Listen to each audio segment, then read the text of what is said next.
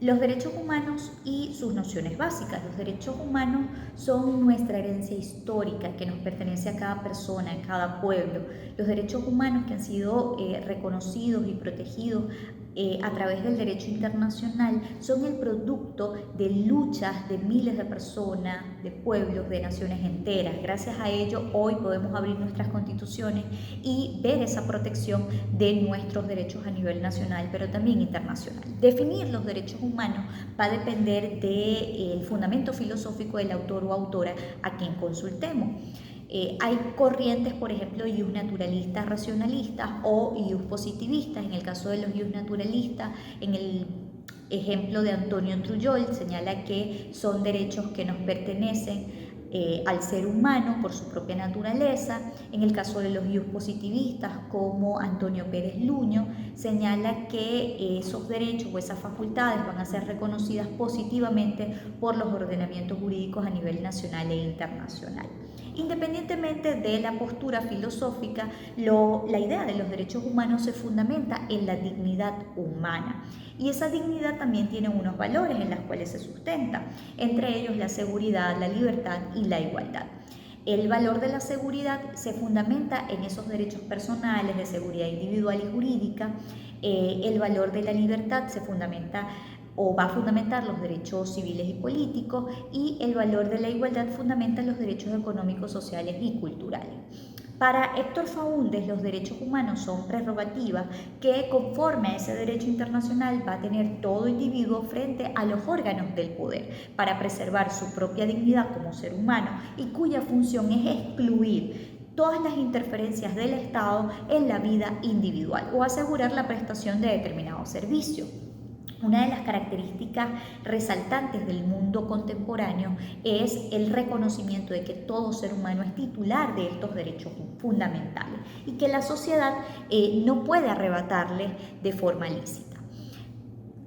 Una de las características de los derechos humanos es la universalidad, y que ese principio de universalidad sustenta o es la piedra angular de todo ese sistema de protección internacional de los derechos humanos. Los estados tienen el deber, independientemente de sus sistemas políticos, económicos, culturales, de promover y proteger los derechos humanos y las libertades fundamentales. Los derechos humanos también son inalienables, es decir, no deben suprimirse, aunque pueden existir limitaciones. Por ejemplo, se puede restringir el derecho a la libertad personal de una persona si un tribunal a través de un proceso judicial ha determinado que esa persona es culpable de haber cometido un delito. Los derechos humanos también son interdependientes e indivisibles. Todos esos derechos son indivisibles, interrelacionados, interdependientes, porque son como eslabones de una misma cadena. Si se afecta un derecho, el resto también se verá afectado. También son progresivos e indivisibles. Todos los derechos humanos son indivisibles, efectivamente son progresivos, no son estáticos, evolucionan, se amplían con el tiempo, y una vez que un derecho ha alcanzado determinado nivel no puede ser revertido. Son justiciables, exigibles, pues no son aspiraciones, no son favores de los estados. Los estados tienen la obligación de satisfacerlos mediante el desarrollo de políticas públicas, de programas, de proyectos, de recursos administrativos y judiciales. Vamos a hablar ahora de la Declaración Universal de los Derechos Humanos. Es importante recordar que la internacionalización de los derechos humanos tiene sus raíces en esa definición de la inherencia de los derechos a nuestra propia naturaleza. Es decir, existen sobre la tierra porque la persona humana existe sobre la tierra y los ha hecho valer. El régimen internacional de protección de los derechos humanos encuentra su gran justificación en la demostrada insuficiencia de las garantías pues, que ofrecen la jurisdicción interna o el derecho doméstico en cada país para poder asegurar el libre y pleno ejercicio de esos derechos humanos. Luego de la Segunda Guerra Mundial se generó un gran consenso mundial a favor de los derechos humanos, de la democracia, del desarrollo, a partir pues de la Carta de Naciones Unidas de 1945, donde inicia pues una nueva organización de la comunidad internacional a través de Naciones Unidas. Y a partir de 1948, con la Declaración Universal de los Derechos Humanos, se crea pues un catálogo de esos derechos que nosotros como seres humanos tenemos. Esa Declaración Universal de los Derechos Humanos fue proclamada por la Asamblea General de Naciones Unidas el 10 de diciembre de 1948 y ese catálogo aceptado de cada derecho fue planteado como un ideal común para todos los pueblos y naciones. Y luego, para el año 1966, la Asamblea General de Naciones Unidas adoptó dos pactos: el Pacto Internacional de Derechos Civiles y Políticos y el Pacto Internacional de los Derechos Económicos, Sociales y Culturales. A partir de allí entonces comienza toda esa arquitectura normativa o corpus juris en materia de derechos humanos. Vamos a estudiar cada uno de esos derechos previstos dentro de la Declaración en sus 30 artículos. Vamos a hablar de la primera frase del preámbulo, que es muy importante. Nos dice que considerando que la libertad, la justicia y la paz en el mundo tienen por base el reconocimiento de la dignidad intrínseca y los deberes iguales e inalienables de todos los miembros de la familia humana, debemos destacar que la declaración señala que todos los seres humanos somos familia por nuestra propia naturaleza. E inicia en el artículo 1 estableciendo que todos los seres humanos nacemos libres e iguales en dignidad, en derechos, y que además estamos dotados de razón y de conciencia, y por eso debemos comportarnos de forma fraterna, como hermanos. El artículo 2 nos habla del derecho a la igualdad y no discriminación. Nadie puede ser discriminado por ningún motivo, ni raza, ni color, ni idioma, ni sexo, ni religión, ni opinión política, ni nacionalidad. El artículo 3 además nos señala que todo individuo o toda persona tiene derecho a la vida, a la libertad, a la seguridad de su persona. El artículo 4 nos dice que nadie puede ser sometido a esclavitud ni a servidumbre. La esclavitud y la trata de personas están prohibidos. El artículo 5 dice que nadie puede ser sometido a tratos crueles, inhumanos o degradantes. El artículo 6 señala que todo ser humano tiene derecho al reconocimiento de su personalidad jurídica, es decir, que es titular de derechos y de deberes.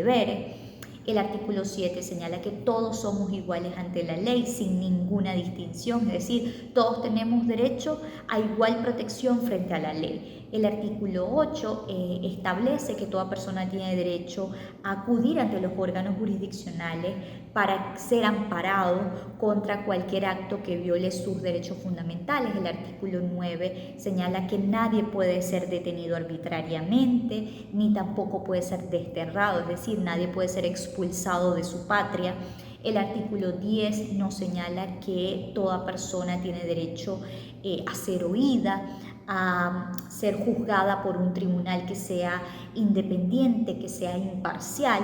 El artículo 10 nos señala que toda persona acusada de cualquier delito tiene que presumirse su inocencia hasta que efectivamente se pruebe su culpabilidad.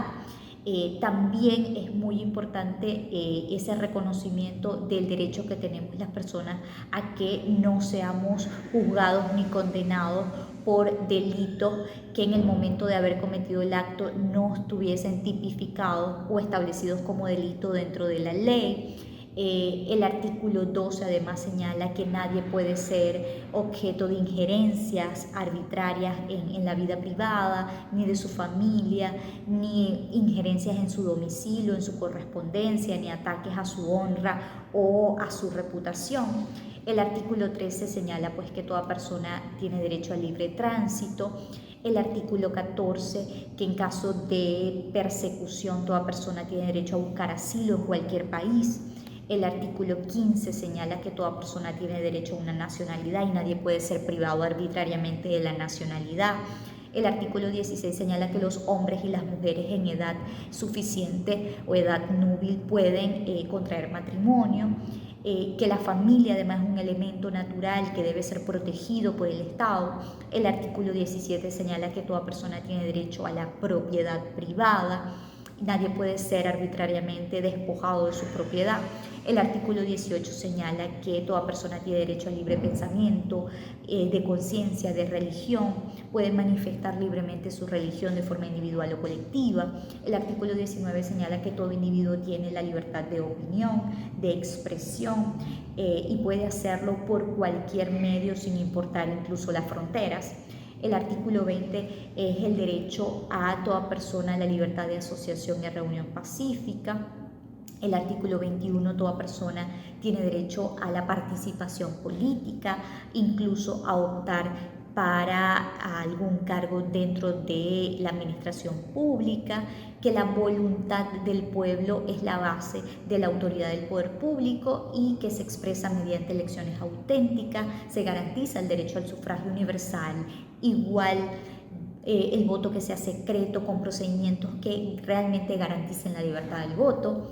El artículo 22 señala que toda persona como miembro de la sociedad debe tener derecho a la seguridad social. El artículo 23 reconoce el derecho al trabajo, a la libre elección del trabajo y que además es importante tener una remuneración que sea equitativa, satisfactoria, que asegure para sí y su familia una existencia conforme a la dignidad humana. Las personas también tienen derecho a fundar sindicatos o a formar parte de sindicatos. El artículo 24 señala el derecho al descanso, al disfrute del tiempo libre. El artículo 25 que toda persona tiene derecho a un nivel de vida adecuado, que incluya pues la salud, el bienestar, la alimentación, el vestido, la vivienda, la asistencia médica. El artículo 26 nos dice que toda persona tiene derecho a la educación y que la educación elemental tiene que ser obligatoria y la instrucción técnica y profesional tiene que ser generalizada con acceso a estudios superiores de condiciones de igualdad para todos. El artículo 27, que toda persona tiene derecho a tomar parte libremente en la vida cultural y a gozar de las artes. El artículo 28, que toda persona tiene derecho a que se establezca un orden social internacional donde se garanticen plenamente sus derechos. El artículo 29, toda persona además tiene deberes respecto a su comunidad.